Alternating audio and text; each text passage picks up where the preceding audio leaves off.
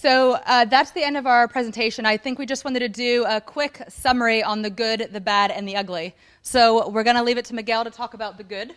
Oh, thank you. So it's basically our starting point for our learning platform is what edX.org is using and doing very well. And as long as we're mindful about the ecosystem architectures, then we can really leverage all the capabilities here. And for me, I'm going to hit on the bad, and this is really about the use case. So if you look at the history of OpenEdX, it's really focused on a higher ed use case. You think of higher ed, you have your sessions, you go through your cohorts, you have this course that runs 3 different times over a semester.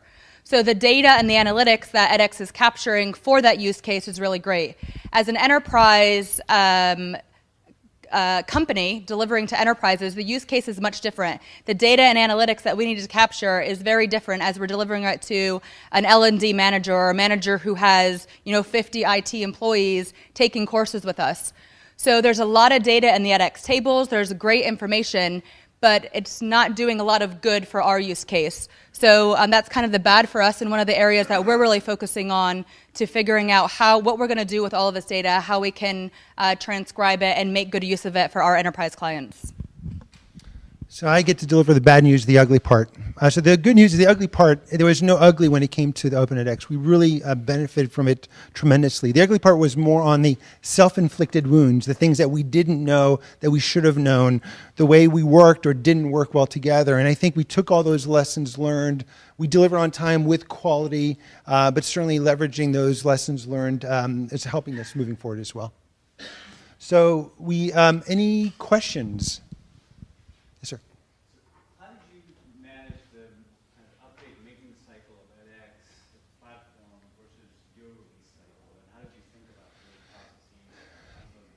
the processes? Great question. So we're conservative. We're not an early adopter of the edX instances, and we tried, and it was difficult to try to keep up. So we started with Eucalyptus. We upgraded before launch to Ficus. We're still on Ficus. We're in the process of upgrading to Ginkgo. So from our standpoint, we're one release behind.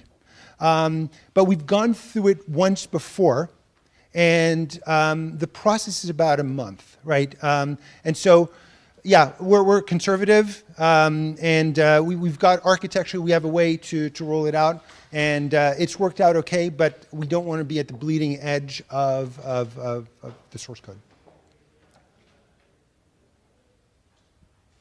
Yes, sir. More mistakes that you guys ran into? I think it was really, there could have been a lot there. What kind of stuff? Oh, a lot of mistakes. Oh my.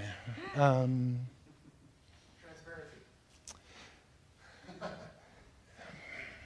I think at Global Knowledge, I don't say this is a mistake, but a lot of people didn't understand what a learning platform was, what edX was. So the image across our company internally was that edX was going to fix everything and do everything. And still today, we are dealing with that on a daily basis. GDPR, our data, our infrastructure, everyone thinks that, oh, we brought in edX and it's going to do miracles, and it's only one piece of the puzzle. As Paul talked about the NSA architecture, this is just one small piece of everything. So really, I think it's educating the business internally a bit better up front about what piece of the puzzle this is and what it was and what it could and couldn't do.